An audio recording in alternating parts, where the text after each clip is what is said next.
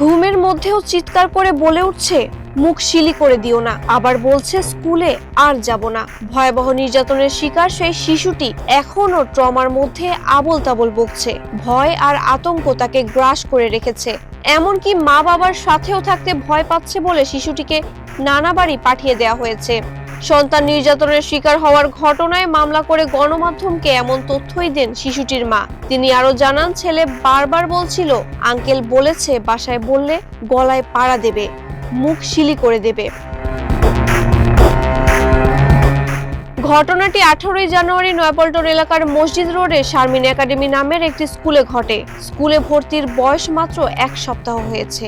4 বছরও পূর্ণ হয়নি শিশুটির, অথচ প্রি প্লে শ্রেণীর এই ছোট্ট শিক্ষার্থীর ওপর চালানো হয় মধ্যযুগীয় কায়দায় পৈশাচিক নির্যাতন। রাজধানীর নয়াপল্টনের শারমিন একাডেমির সেই শিউরে ওঠা ভিডিও জনমনে তীব্র ক্ষোভের সৃষ্টি করে। অবশেষে এই ঘটনায় প্রধান অভিযুক্তকে গ্রেপ্তার করেছে পুলিশ। শুক্রবার মিরপুরের একটি বাসা থেকে স্কুলের ব্যবস্থাপক পবিত্র কুমার বড়ুয়াকে গ্রেপ্তার করে পল্টন থানা পুলিশ। তিনি শারমিন একাডেমির প্রতিষ্ঠাতা ও প্রধান শিক্ষক শারমিন জাহানের স্বামী। মামলার দ্বিতীয় আসামি শারমিন জাহানকে গ্রেপ্তারেও অভিযান অব্যাহত রয়েছে। মাহবুবা ইসলাম, মানবকণ্ঠ।